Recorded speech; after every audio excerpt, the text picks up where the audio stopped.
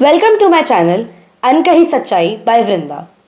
इस चैनल में हम पॉलिटिकल, क्रिमिनल, एंटरटेनमेंट, म्यूजिक जैसे विभिन्न विषयों पर हिडन फैक्ट्स को डिकोड करते हैं अपने साथ एक एनालिस्ट को बुला के। आज हमारे साथ हमारे चैनल पे हैं श्री राजेश गुप्ता जी, जिनका हम स्वागत करते हैं। राजेश गुप्ता जी एक साइबर क्राइम एक्सपर्ट हैं और एक पॉलिटिकल एनालिस्ट भी हैं।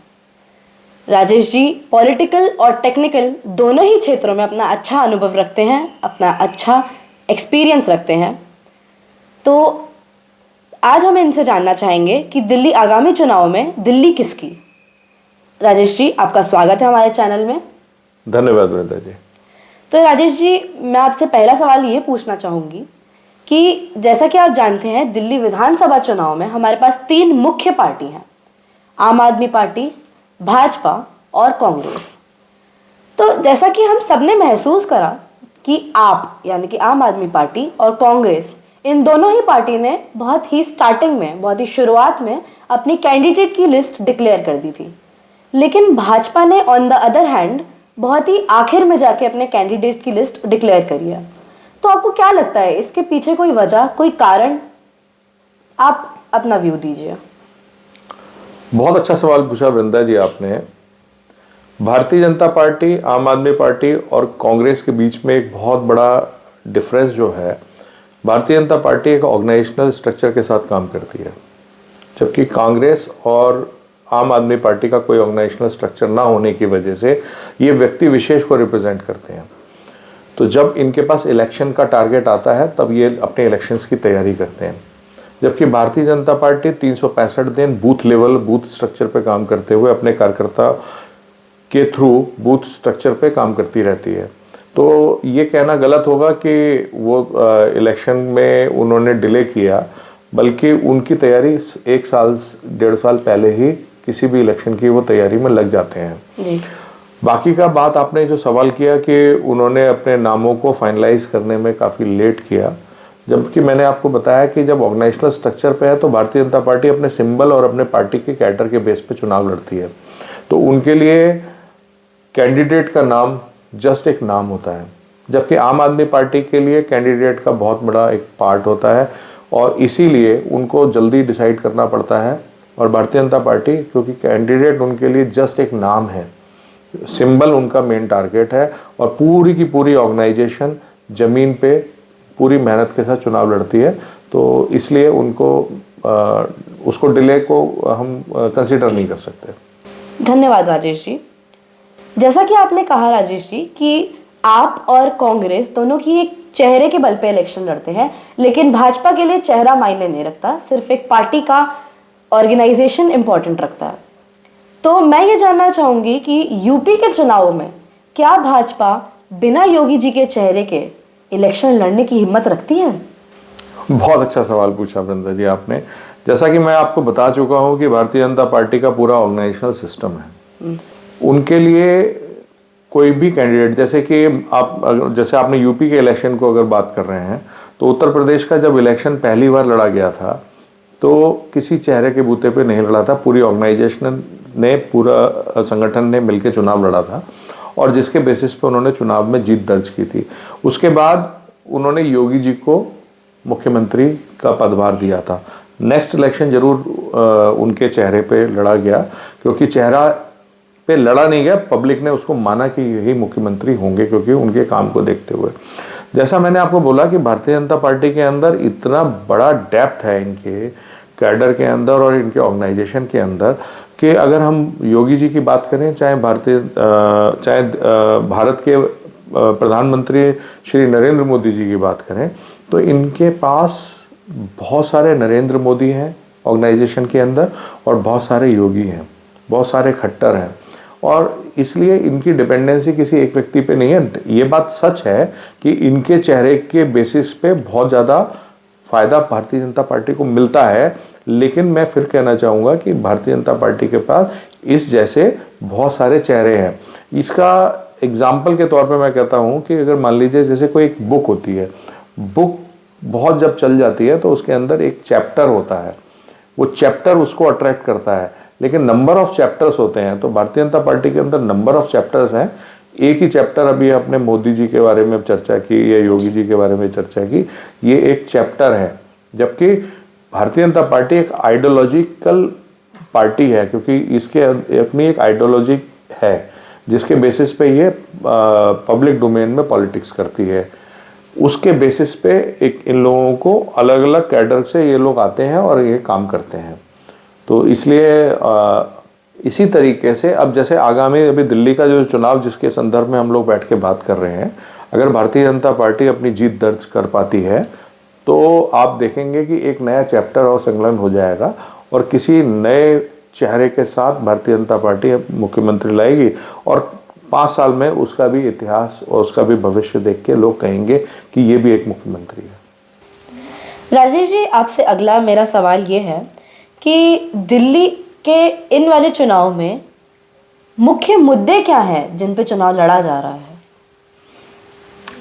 देखिए, यहाँ पे जैसे कि हम लोग चर्चा में कह रहे हैं कि 3 पॉलिटिकल पार्टीज हैं, तो प्रमुख तौर पे भारतीय जनता पार्टी, आम आदमी पार्टी और कांग्रेस।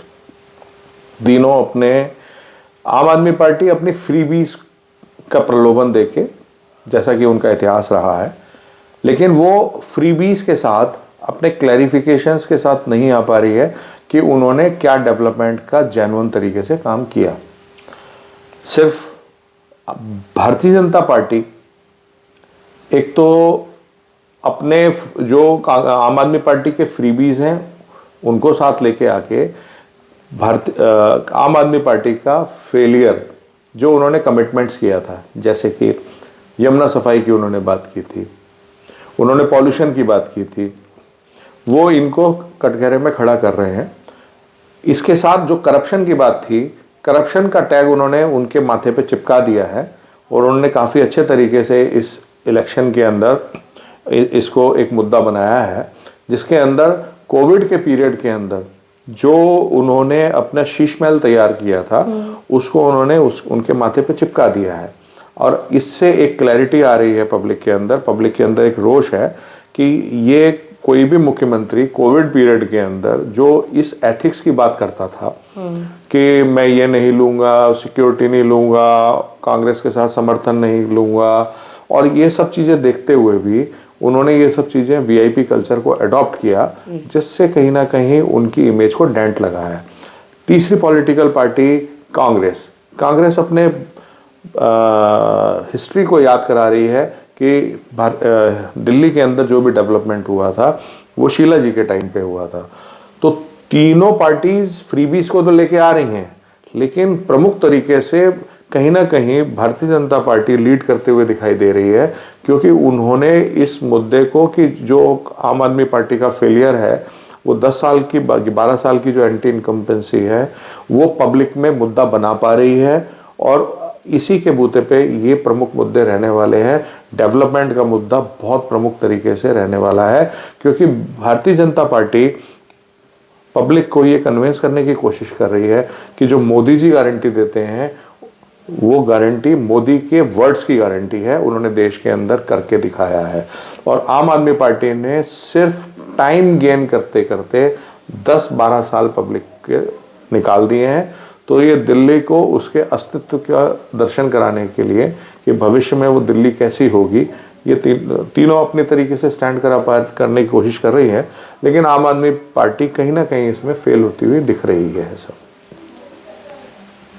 राजेश जी, जैसा आपने हमें बताया कि आम आदमी पार्टी फेल होती हुई नजर आ रही है, लेकिन अगर हम सब देखें तो 2013, फिर 2015 और 2020 के चुनाव में आम आदमी पार्टी दिल्ली में जीती थी और उसके बाद उन्होंने पंजाब में भी अपनी सरकार बनाई।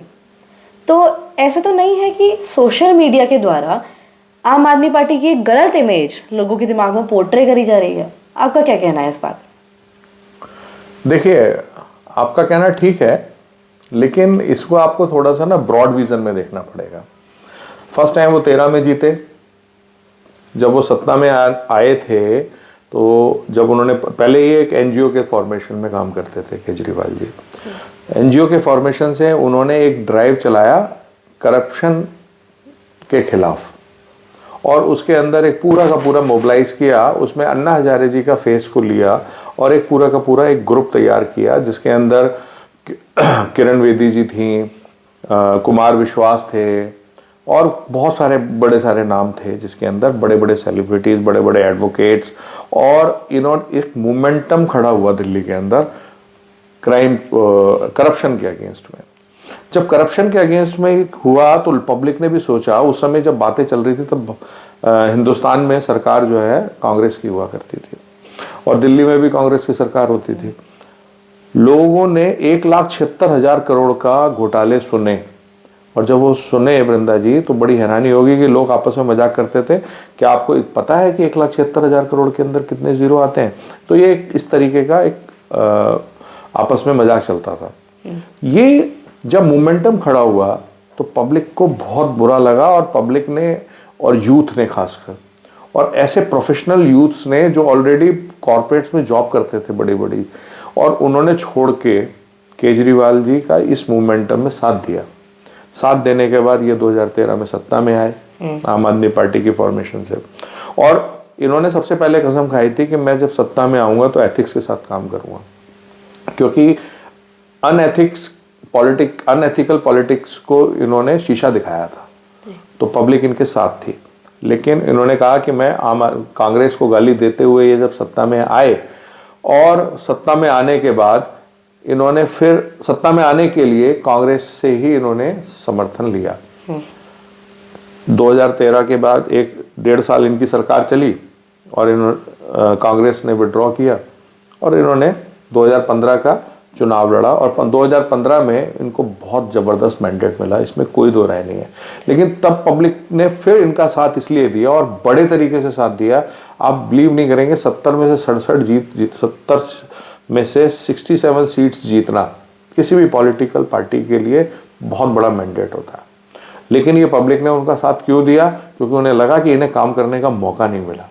इसी तरीके से 2020 का मौका मिला, उसमें भी 70 में से 63 सीटें जीते ना, मजाक की बात नहीं थी। यहाँ से जीतने के बाद ये पंजाब भी जीते, लेकिन तब तक पब्लिक को ना एक्सपेक्टेशंस थी कि वो करेंगे, इनको टाइम नहीं मिला है।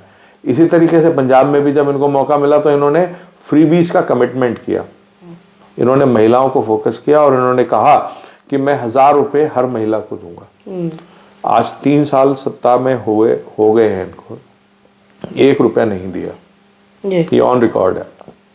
साथ में इन्होंने कमिटमेंट किया था, क्योंकि पंजाब की एक सबसे बड़ी समस्या क्या थी, वहां पे ड्रग्स का वहां पे यूथ ड्रग एडिक्ट होता जा रहा था।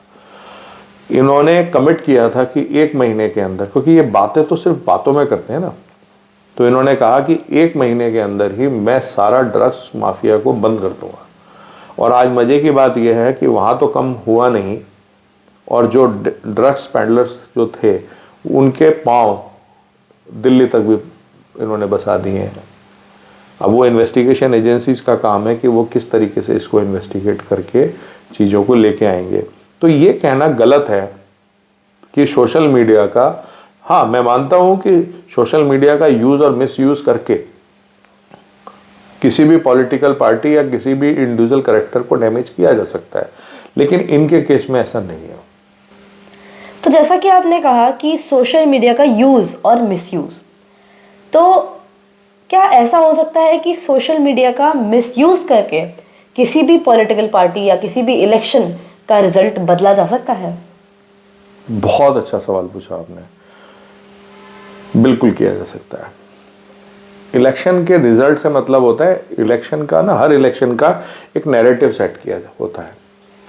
तो जब हम इस तरीके की चीज़ों को देखते हैं, और अगर कोई भी वीडियो या कोई भी पब्लिसिटी का मिसयूज़ करके अगर कोई डिज़ाइन करके इलेक्शन को प्रभावित करने की कोशिश की जाए, तो डेफिनेटली ये पॉसिबल है। जैसे आज की डेट में fake videos, deep fake technology, जो आर्टिफिशियल इंटेलिजेंस आपने सुना है, उसमें body, same face, same character को यूज़ करके और उसके वॉइस का यूज़ करके किसी भी कंटेंट को बनाया जा सकता है। तो इसमें बड़ा समझने वाला इंपॉर्टेंट पॉइंट है कि अगर किसी इलेक्शन के पॉलिटिकल कैंडिडेट को या किसी पॉलिटिकल पार्टी के खिलाफ कोई नैरेटिव सेट करते हुए, नेगेटिव नैरेटिव सेट करते हुए अगर मान लीजिए वो किया जाए, तो उसका इलेक्शन पे डेफिनेटली प्रभाव आएगा, क्योंकि पब्लिक उस मोमेंटम को फॉलो करती है। तो मैं आपके चैनल के माध्यम से आपके व्यूअर्स को और जनता को, दिल्ली की जनता और पूरे हिंदुस्तान की जनता को ये बताना चाहता हूँ कि आपको ध्यान रखना है कि अगर कोई भी वीडियो जो किसी कैंडिडेट के खिलाफ या किसी भी पार्टी के खिलाफ किसी पर्टिकुलर इस तरीके का कोई नैरेटिव और थोड़ा सा अनएथिकल सा लगे आपको, तो आप उस वीडियो को कॉन्स्टेंटली जब वॉच करेंगे तो वॉच करने से आपको पता चलेगा, अगर वो डीप फेक पे फेक वीडियो होगा तो आप उसके लिप्स और आई के फ्लो को जब देखेंगे और उस वॉइस को जब चेक करेंगे तो उसमें सिंक्रोनाइजेशन का गैप आएगा। चेहरा जरूर वैसा लगेगा, वॉइस की आवाज़ की पिच भी वही होगी, लेकिन आप उसमें जब देखेंगे तो सिंक्रोनाइजेशन का गैप आएगा। अगर ऐसा आपको दिखता है तो आपकी पहली जिम्मेदारी है कि उसको शेयर ना करें, और जिस भी सोशल मीडिया के प्लेटफॉर्म पे देख रहे हैं उसको रिपोर्ट करें, ताकि उसकी वजह से कोई भी भ्रांति समाज के अंदर ना फैल पाए। क्योंकि साइबर लॉ के अंदर जो आईटी एक्ट भारत का है वो ये भी कहता है कि अगर मान लीजिए कोई भी गलत कंटेंट, फेक कंटेंट जो कि किसी की पर्सनैलिटी या किसी की इमेज को डेंट पहुंचाने के लिए है, अगर बनाने वाला भी उतना ही दोषी है, सोशल मीडिया पे डालने वाला भी उतना ही दोषी है, उतना ही दोषी उस कंटेंट को शेयर करने वाला भी है। तो मैं आपकी पब्लिक को ये बताना चाहता हूँ, जनता को, कहीं ऐसा ना हो कि जल्दबाजी में आप ऐसी वीडियोस को शेयर कर दें, और शेयर करने से आप भी उस लीगल कॉम्प्लिकेशंस के पार्ट बन सकते हैं। तो आपको ये समझना पड़ेगा।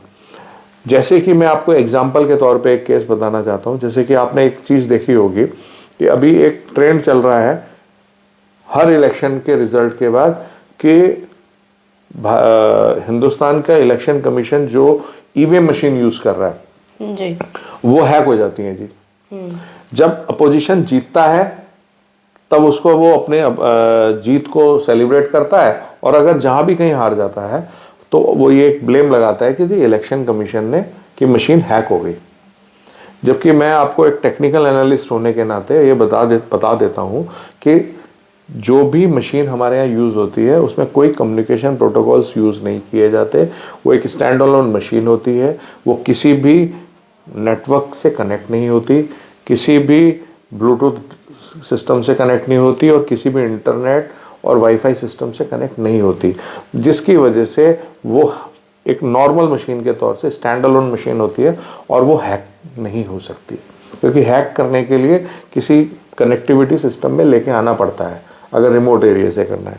लेकिन जब हमें ब्लेम करना है तो इजीली ब्लेम कर सकते हैं। अभी 2019 में एक सैयद शुजा, एक हैकर ने एक प्रेस कॉन्फ्रेंस की लंदन के अंदर, जो कि डायरेक्टली एविडेंस आ चुके हैं कि उसका पूरा प्लान कांग्रेस पार्टी ने उस समय किया था। मैं आपके चैनल पे ये बता रहा हूं कि कांग्रेस ने ही उसका अरेंजमेंट किया था, और हैकर यूएस के अंदर बैठ के उस प्रेस कॉन्फ्रेंस को करता है और वो ब्लेम करता है इलेक्शन कमीशन को कि जो कंपनी इलेक्शन कमीशन के लिए ये मशीन जो ईवीएम मशीन बनाती है वो ECIL है। तो वो सैयद शुजा का क्लेम था कि मैं उसमें जॉब करता था और उसके अंदर हमने ऐसी चिप लगाई हुई थी और इस तरीके से वो हैक हो सकती थी। और 2019 में इलेक्शन को हैक किया गया था, जब वो हारने के बाद, रिजल्ट आने के बाद। इसके बाद इलेक्शन कमीशन ने एक ओपन चैलेंज रखा कि कोई भी प्रोफेशनल हैकर और कोई भी पॉलिटिकल पार्टी किसी भी एनालिस्ट को लेके आ सकता है, किसी भी इंजीनियर को लेके आ सकता है। किसी भी हैकाथॉन एक उन्होंने अरेंज किया जिसमें उन्होंने कहा कि इस मशीन को आप हैक करके दिखाइए। तो कोई भी पॉलिटिकल पार्टी और कोई भी प्रोफेशनल इंजीनियर, कोई भी कंपनी वहाँ पे नहीं आई। तो इसलिए मैं ये बात बताना चाह रहा हूँ, क्योंकि आपका जो था कि भाई इलेक्शन को इफेक्ट कर सकते हैं क्या, तो हाँ कर सकते हैं। क्योंकि अगर इस तरीके से अगर एक नैरेटिव सेट करने के लिए, जैसे कि आर्टिफिशियल इंटेलिजेंस हो गया, इस तरीके से गलत बयानबाजी हो गई और गलत कमेंट्स हो गए, इनकी वजह से डेफिनेटली एक पब्लिक को फिर एक मैसेज आता है, जिसको वोट करना है वो सोचता है ये सब चीज़ें अगर मैनेज्ड हैं तो वोट करने का फ़ायदा नहीं है। तो इस वजह से कभी कभी ऐसा चीज़ें नैरेटिव प्री प्लान तरीके से सेट करके इलेक्शन को इफेक्ट किया जा सकता है।